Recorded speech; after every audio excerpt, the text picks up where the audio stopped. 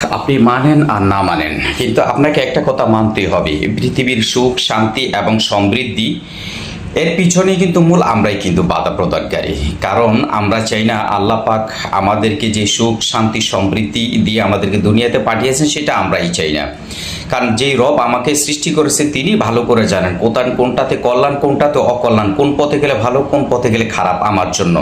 এই জন্য আল্লাহ পাক কিন্তু আমাকে প্রত্যেকটা পদে পদে আমাকে কিন্তু আমার রাস্তা দেখিয়ে দিয়েছেন যে তুমি এই রাস্তা চলো, তোমার জন্য সুখ, শান্তি, সমৃদ্ধি, তোমার কল্যাণ এবং তোমার প্রতিপত্তি সমস্ত কিছু আমি তোমার জন্য রেখে দিয়েছি। কিন্তু সত্যিকার অর্থে এইটা না পাওয়ার জন্য আমি নিজেই বাধা। কারণ যে রব আমাকে সৃষ্টি করেছেন তিনি বলে দিয়েছেন এইভাবে চলো, কিন্তু তার আমরা উল্টোটা চলি। কেন ভাই, কেন বোনেরা? চলুন না, আসুন না আমরা একবার আল্লাহ পাকের হুকুম অনুযায়ী, আল্লাহ পাক যেভাবে বলছেন আমাদের জন্য কল্যাণ, আমরা সেভাবে চলি না। একবার চলে দেখি না, সারাটা জীবন মানুষের কথা মতো চললাম, মানুষের পথ দেখানো চললাম। একবার আমার রবের পথে এসে দেখি যে আমার রব আমাকে যেই পথ দেখিয়েছেন, যেই পথে সুখ, শান্তি, সমৃদ্ধি, আমার দুনিয়াতে প্রতিপত্তি, আমার অর্থ, সম্পদ, বাড়িগাড়ি সমস্ত কিছু বলছেন আল্লাহ পাক দিবেন। তাহলে আসুন না আল্লাহ পাকের হুকুম অনুযায়ী একবার আমার জীবনটাকে পরিচালিত করি কিছু সময়ের জন্য, তারপর দেখি আমার জীবনের সমৃদ্ধি আসে না কেন।